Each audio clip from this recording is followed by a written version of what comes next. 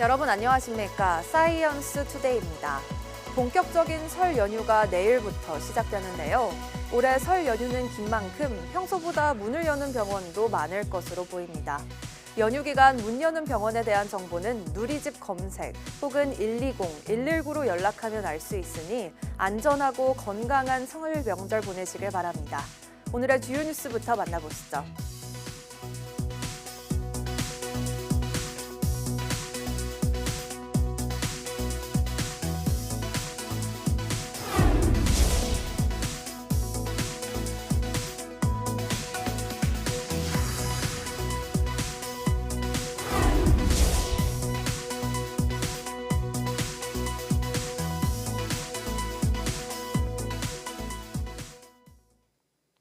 국내 바이오 정책을 총괄 조정 결정하는 최고 의사결정 기구인 국가바이오위원회가 출범했습니다.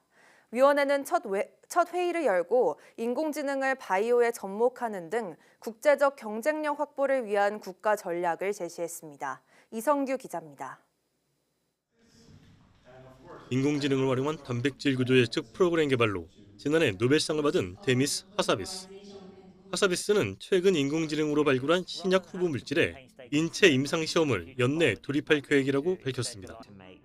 바이오로 바이오는 인공지능 등 첨단 기술을 등에 업고 개발 기간과 비용을 대폭 줄이는 새로운 도약기를 맡고 있습니다. 이런 국제적 흐름에 발맞춰 국가 바이오 역량을 결집하고 부처별 정책을 총괄하는 국가바이오위원회가 출범했습니다. 위원회는 첫 회의를 열고 바이오 국가 전략을 제시했는데 우선 최근 주목받는 인공지능을 바이오에 접목해 고부가 가치인 신약 개발에서 국제적 경쟁력을 확보한다는 계획입니다. 우선 바이오 기술과 타 분야의 기술 융합으로 혁신을 가속화하겠습니다. 인공지능 기반으로 신약 개발 등에 소요되는 시간과 비용을 현재보다 획기적으로 단축할 수 있도록 지원하겠습니다. 이 경우 평균 13년 걸리던 기존 신약 개발 기간은 약 6년으로 개발 비용은 절반 수준인 1조 원대로 줄어들 것으로 기대됩니다. 또 20개의 크고 작은 바이오 클러스터를 연계한 한국형 바이오 클러스터를 구축해 R&D 단계부터 상용화까지 유기적으로 지원합니다. 기업의 초기 투자와 스케일업을 위해서는 1조 원 규모 이상의 메가펀드를 신속히 조성하고 기업의 성장을 걸어맞는 불필요한 규제를 과감히 개편하기로 했습니다.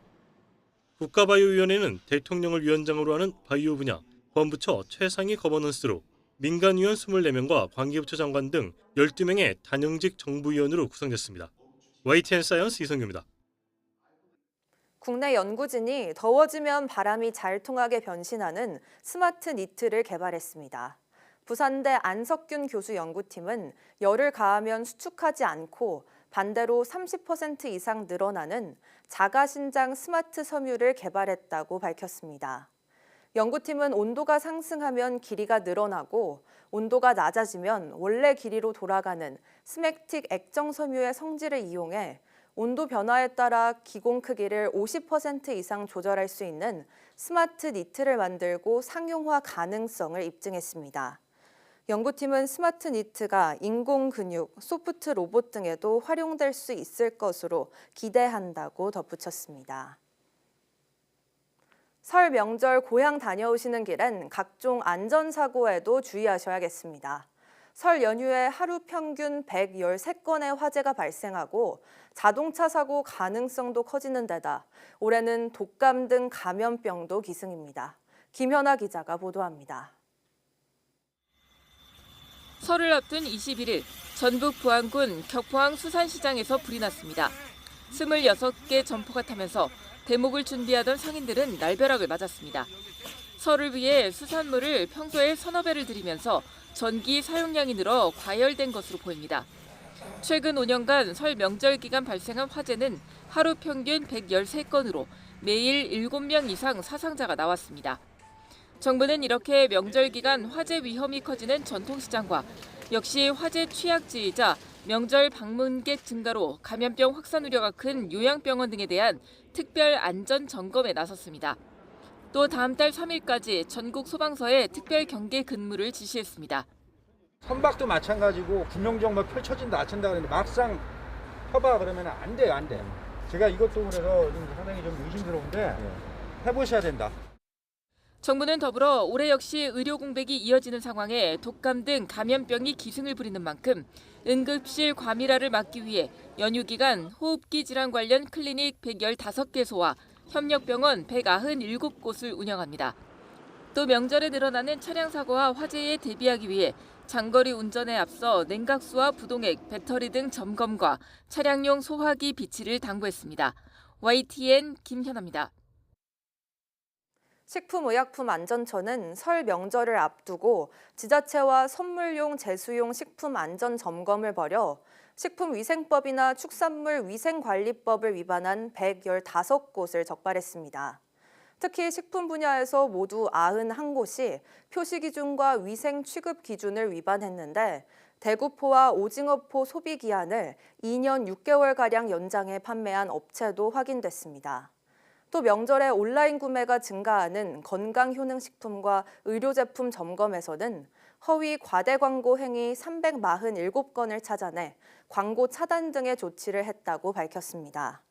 식약처는 적발된 업체들을 행정 처분하는 데 그치지 않고 6개월 이내에 재점검해 위반 사항을 개선했는지 확인할 계획이라고 밝혔습니다. 설 명절을 앞두고 차례상과 가족맞이 준비로 바쁘시죠? 올해 설 성수품 준비 비용은 대형마트 기준으로 36만 원 정도 필요한 것으로 조사됐습니다. 5년 전보다 6만 원이 더 비싸졌는데 농산물과 축산물 가격이 오른 영향이 컸습니다. 오동건 기자가 보도합니다. 설 준비에 나선 소비자들. 차례상에 올릴 품목을 골라보지만 비싼 가격에 고민이 깊어집니다. 제가 지금 여러 가지 샀는데 과일도 특히 배가 너무 비싸고 야채도 그렇고 고기도 그렇고. 고기와 나물류 등 설 성수품 구매 비용은 전통시장 기준 약 28만 7천 원, 대형마트 36만 원 정도로 5년 전보다 모두 6만 원 이상 올랐습니다. 고환율, 고유가 영향으로 최근 농산물과 축산물 물가가 출렁이고 있기 때문인데 지난달 생산자 물가를 보면 농산물과 축산물이 모두 3% 이상 올랐고 특히 감귤과 무는 22% 넘게 뛰었습니다. 무 가격이 진짜 많이 올랐어요. 무 가격 저가 며칠 전에 저희도 이제 한 2,000원대, 2,500원 이렇게 했었는데 무는 많이 올랐어요. 정부는 설을 앞두고 오르는 물가를 잡기 위해 이런 설 성수품 공급을 확대하고 할인 지원폭도 확대하기로 했습니다. 할인 지원 규모를 700억 원으로 100억 원 늘리면서 전통시장에서 사용할 수 있는 제로페이 농활 상품권 발행도 확대합니다. 10만 원짜리 상품권을 사면 정부가 3만 원을 보조하는 방식입니다. 또 기존 할인 지원 품목 28개에 소고기, 오이, 애호박을 추가하고 마트 등과 협력해 연휴 기간 한우 할인 행사를 이어간다는 방침입니다. 그러나 정부와 유통사들이 명절 기간 할인 행사에 집중하면서 연휴가 끝난 뒤 공급이 부족한 농산물을 중심으로 가격이 크게 오를 수 있다는 우려도 커지고 있습니다. YTN 오동건입니다. 지난해 12.3 비상계엄 여파로 4분기 우리 경제가 전망치의 5분의 1 수준인 0.1%밖에 성장하지 못했습니다. 이렇게 고꾸라지면서 연간 성장률도 2%에 그쳤는데 한국은행은 올해 상반기 역시 어려울 것으로 내다봤습니다. 이형원 기자입니다. 계엄 직격탄을 맞은 우리 경제는 지난해 4분기 0.1% 성장하며 사실상 멈춰섰습니다. 지난해 11월 한국은행이 전망했던 0.5%의 5분의 1에 불과합니다. 회복될 거라던 내수의 성장 기여도가 0%로 고꾸라진 영향이 컸습니다. 구체적으로 0.5% 늘 것으로 봤던 민간 소비가 0.2%에 그쳤고 건설 투자는 3.2%나 줄면서 부진의 골이 깊어졌습니다. 수출은 3분기 기저효과에도 0.3%만 늘었습니다. 4분기 성장 충격에 지난해 연간 성장률도 2%로 전망치를 밑돌았습니다. 한은이 예측에 실패했다는 지적이 나오는 이유입니다. 정치 불확실성이 확대되면서 심리가 경제 심리가 많이 위축됐고요. 건설 경기 부진하게 봤던 것보다 더 심화되는 모습을 보인 이런 영향들이 전망 실패까지 그렇게 좀 평가하기는 좀 어렵지 않나. 돌발 변수였던 계엄 여파가 컸다는 건데 이 후폭풍은 올해 상반기까지 계속될 것으로 내다봤습니다. 당장 1분기 성장률부터 기존 전망치인 0.5%를 밑돌 수 있다며 경기 하강 우려가 크다고 진단했습니다. 앞서 이창용 한은 총재가 추가 경정 예산 필요성을 언급한 것도 이 때문입니다. 1.9%를 하회할 가능성이 큰 것으로 보이며 한 0.2% 정도 떨어졌다면 그 정도를 보완하는 규모로 추경하는 게 좋지 않냐. 한 15조에서 20조 정도. 우리 정치와 대외 통상 환경 불안 속에 올해 성장률은 정부가 1.8%, 한해는 1.6%까지 내려잡고 있습니다. YTN 이영훈입니다.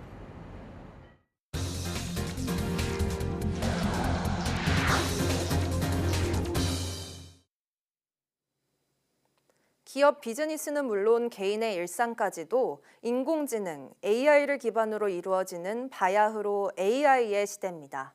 정부는 AI 관련 인프라를 늘리는 동시에 법 제도 보완을 통해 올해를 AI 글로벌 3대 강국 도약의 원년으로 삼겠다고 밝혔습니다. 박나연 기자입니다. 전 세계적으로 인공지능이 기술과 산업은 물론 예술과 일상까지 파고들고 있습니다. 우리나라도 이에 뒤처지지 않도록 지난해 국가 AI위원회 출범을 시작으로 AI 안전연구소 개소 등 다양한 지원에 나서고 있습니다. 우리가 갖추고 있는 게 꽤 많아요. 하드웨어, 메모리 전 세계 탑을 오랫동안 유지했고 이 AI를 응용하는 영역도 다방하게 발달을 해서 이번에 그 CES 2025 그 라스베가스에서 열려서 그 혁신상을 전체에서 46%가 한국의 스타트업들이 차지했어요. 정부는 올해를 AI 대전환의 원년으로 삼고 본격적으로 세계 경쟁력을 키울 계획입니다. 우선 민관 합작 투자로 추진 중인 국가 AI 컴퓨팅 센터를 오는 11월부터 운영합니다. 초기에는 외국산 첨단 GPU를 공급하지만 국산 AI 반도체 비율은 점차 늘리는 방식으로 2030년까지는 전체 비중의 절반까지 확대할 예정입니다. GPU가 굉장히 비싼데 그런 것을 빨리 사와서 연구자들이 연구할 수 있는 환경, 그거는 이제 대학, 그다음에 연구소, 그다음에 기업까지도 쓸 수 있도록 사실은 궁극적으로 민간이 하는 일이기 때문에 이거를 활성화하는 데 최선을 다하겠습니다. AI 산업 성장과 함께 AI 안전관리 기준도 제시합니다.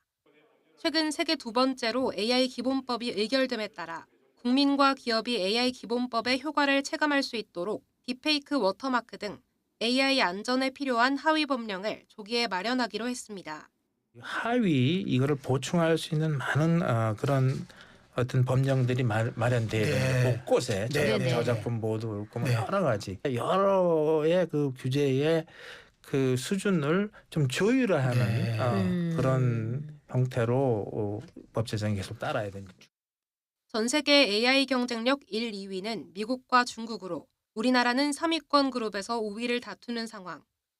날로 치열해지는 AI 패권 경쟁에서 올해 우리나라가 글로벌 AI 강국으로 도약하는 원년이 될지 주목됩니다. YTN 사이언스 박나연입니다.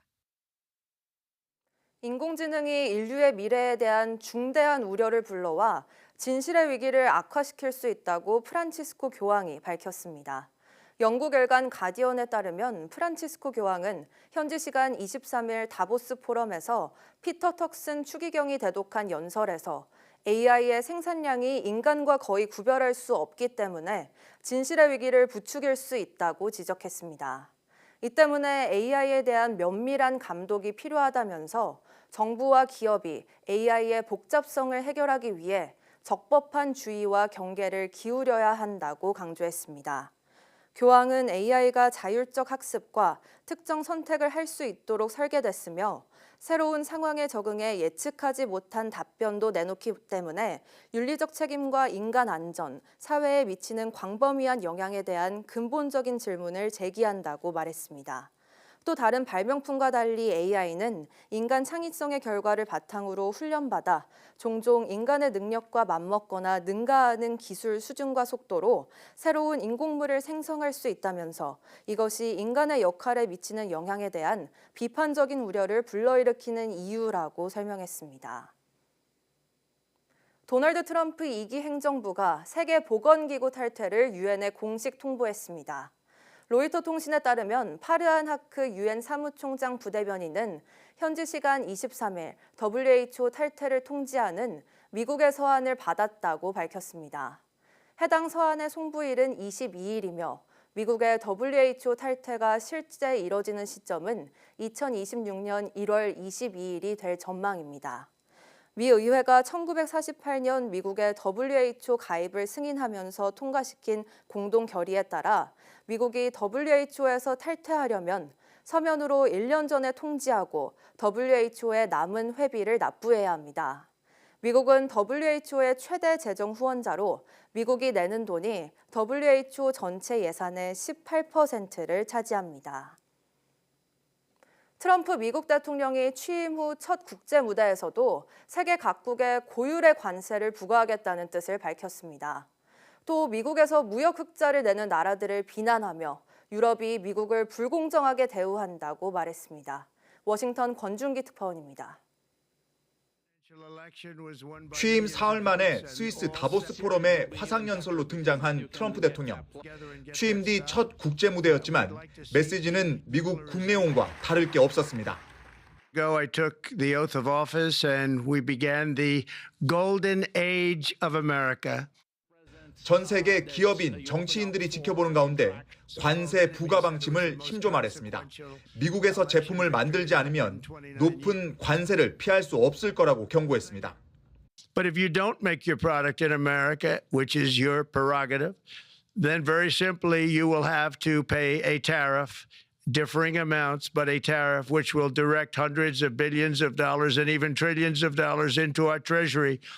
대신 미국에 진출하는 기업은 지구상 가장 낮은 세금을 적용하겠다며 법인세율을 21%에서 15%로 낮추겠다고 밝혔습니다. 미국에서 무역 흑자를 내는 나라에 대해선 비난을 쏟아냈습니다. 특히 유럽이 미국을 불공정하게 대우한다고 불만을 터뜨렸습니다. They don't take our essentially don't take our farm products and they don't take our cars, yet they send cars to us by the millions. They put tariffs on. 트럼프 대통령은 캐나다가 미국의 쉬운 한 번째 주가 되면 관세를 부과할 필요가 없어진다며 국제 무대에서도 캐나다 편입 주장을 되풀이했습니다. 트럼프 대통령은 우크라이나 전쟁을 끝내기 위해 산유국들이 기름값을 낮춰야 한다고 주장했고 유가가 떨어지면 금리도 즉시 내릴 것을 요구하겠다고 밝혔습니다. 미국 대통령은 금리 결정에 영향력을 행사할 수 있어야 한다며 미국 중앙은행인 연준을 압박했습니다. 워싱턴에서 YTN 권준기입니다. 도널드 트럼프 미국 대통령이 고율 관세 정책을 예고한 데 대해 세계무역기구 WTO 사무총장은 차분한 대응을 주문했습니다.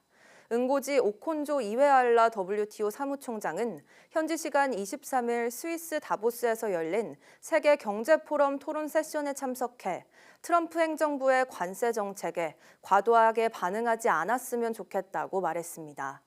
또 관세가 무역에는 부정적인 영향을 미치지만 어떤 관세 정책이 도입된다면 그 경제적 영향을 차분히 따져보고 정밀한 분석 결과를 토대로 과도한지 등을 논의해야 한다고 제안했습니다. 같은 세션에 참석한 발디스 돔프로우스키스 유럽연합 수석 부집행위원장도 관세에 대해 찬반으로 말해야 한다면 반대라면서도 독재국들이 국제 질서를 위협하는 상황에서 민주 국가들은 협력해야 한다고 강조했습니다. 그러면서 EU와 미국은 전략적 동맹이며 미국과 협력하는 게 매우 중요하다며 트럼프 행정부와 대화를 통해 건설적인 방향을 찾을 것이라고 말했습니다. 구글과 메타가 개인정보를 불법 수집해 부과받은 1,000억 원대의 과징금 취소 소송 1심에서 패소했습니다. 서울행정법원은 어제 구글과 메타가 개인정보위원회를 상대로 제기한 시정명령과 과징금 처분 취소 청구 소송에서 원고 청구를 모두 기각했습니다. 우선 재판부는 구글에 대해 개인정보에 해당하는 검색 이력 등 활동 정보도 수집과 이용 동의를 받아야 할 의무가 있다며 신규 가입자에게 동의를 받지 않았다고 판단했습니다. 재판부는 메타에 대해서도 이용자가 데이터 정책에 동의해야 서비스에 가입할 수 있도록 했다며 개인정보를 수집한다는 점에 관한 설명이 나타나 있지 않았다고 설명했습니다. 앞서 개인정보보호위원회는 지난 2022년 9월 구글과 메타가 이용자 동의 없이 다양한 인터넷 활동 기록을 수집해 맞춤형 광고에 활용한 사실을 바탕으로 각각 과징금을 690억 원, 300억 원을 부과했습니다. 경기도가 새해 들어 다양한 복지와 환경 정책을 시행합니다. 치매 환자 가족을 위해 휴가비를 지원하고 공공주도의 재생에너지 사업에서 나온 수익을 주민과 공유하게 됩니다. 최명신 기자가 보도합니다. 치매 환자를 둔 가족들은 24시간 돌봄이 일상입니다. 중증이 아니더라도 꼼꼼하게 챙기지 않으면 식사나 약을 깜빡하는 경우가 다반사입니다. 치매는 환자가 머리부터 발끝까지 다 이 모든 게 다 손이 필요하기 때문에 그게 힘들다고 봐요. 경기도가 치매 환자와 가족들을 대상으로 안심하고 휴가를 갈 수 있도록 돕습니다. 연간 10일 한도 내에서 도립 노인 전문 병원 간병비 30만 원이나 단기 보호시설 이용실비 20만 원을 지원합니다. 이 태양광 발전소는 조합원 1,700명으로 구성된 사회적 기업입니다. 13년 전 환경운동 단체들이 뜻을 모아 설립한 뒤 조합원들에게 6%의 배당을 하는 등 탄소 중립 실현의 성공적 모델로 주목받고 있습니다. 수익이 나서 이익이 공유되기 때문에 제가 볼 때는 한 5년, 10년 안에 전 국민이 확산되는 모두가 참여하는 시대가 올 거라고 봅니다. 경기도가 기후위기에 적극 대응할 수 있도록 재생에너지 이익공유제를 도입합니다. 공공이 주도하는 재생에너지 개발 사업에 도민이 참여할 경우 개발 이익을 공유하는 형태입니다. 도내 50여 개 기업을 대상으로 주 4.5일제 시범사업도 도입합니다. 이와 함께 저소득층 65세 이상 노인에게 연간 최대 120만 원의 간병비를 지원하고 도민들이 언제 어디서든 돌봄 서비스를 받을 수 있도록 360도 돌봄 정책도 강화합니다. YTN 최명신입니다. 지난해 우리나라 출생아 수가 24만 명에 근접해 9년 만에 반등할 거라는 전망이 나왔습니다. 주형환 저출산 고령사회위원회 부위원장은 어제 열린 8차 인구 비상대책회의에서 지난해 11월까지 5개월 연속 출생아 수가 증가한 것을 볼 때 9년 만에 연간 출생아 수 반등이 확실시되고 있다고 말했습니다. 이대로라면 지난해 가임 기간 여성의 기대 출생아 수인 합계 출산율도 원래 예상인 0.74를 웃돌아 0.75를 기록할 거라는 기대도 전했습니다. 저출산 고령사회위원회는 출생아 수 증가세를 계속 이어가기 위해 3자녀 이상 가구의 휴일 고속도로 통행료를 20% 감면해주는 등 다자녀 가정을 위한 생활 밀착형 지원을 확대하기로 했습니다. 또 직원이 육아휴직이나 육아기 근로시간 단축에 들어갔을 때 중소기업 사업주에게 주는 지원금 지급 방식을 수정해 근로자가 자발적으로 퇴사하더라도 지원금을 전액 지급하도록 제도 개선을 추진할 계획입니다.